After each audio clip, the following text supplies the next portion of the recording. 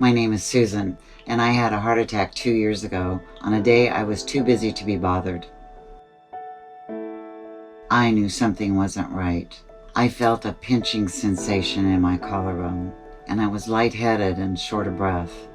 But I had an excuse for each thing. I didn't want to be interrupted by any minor physical inconveniences. What I didn't know is that these minor things to me were symptoms of heart attacks in women. I called my primary care doctor, and his nurse told me to go to the emergency room. And I said, I don't have time to go to the emergency room. I have too much to do. And she said, you can't do anything if you're dead. And she was serious. I think women in general put themselves at the bottom of the to-do list. I have always done that. I say yes to everything. I would never say no. And I just kept piling on, doing too many things without enough time. And so I didn't take care of myself. I was taking care of everyone else. So I did that consistently, and I realize now that was a mistake. And I thought, something has to change. And that something is me. And it was then and there I decided to change my life, create a new normal, and start to learn to say no. My son said to me, why don't you try to just be so you don't have to just do? And the more I meditated on that, the more I thought, this works. So I began saying that. I'd say, just be. And I live by that today.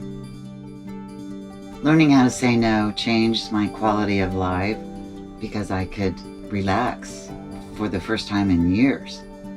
When I look back on my life before my heart attack, I saw a woman obsessed with running around, keeping busy, doing everything for everybody. And the silver lining is now I see I can do the things for myself and for my family. I can really separate those things out that are the most important. What matters now is my family and my faith and my friends, and then helping others know everything about heart disease. Having Women Heart as part of my network has meant the world to me. Once a woman has heart failure, she realizes there are not other women around her that she can talk to.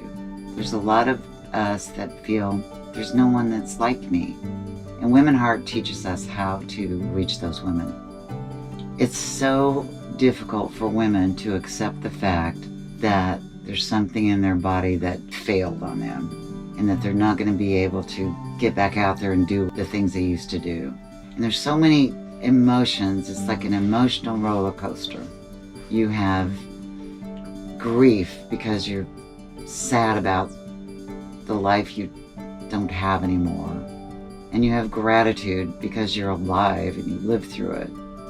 And you have fear because you think, what's going to happen next? So when I look out into the future, I want to continue to enjoy my family and create memories that they'll never forget so that they can look back on our relationship and say, I learned something from her.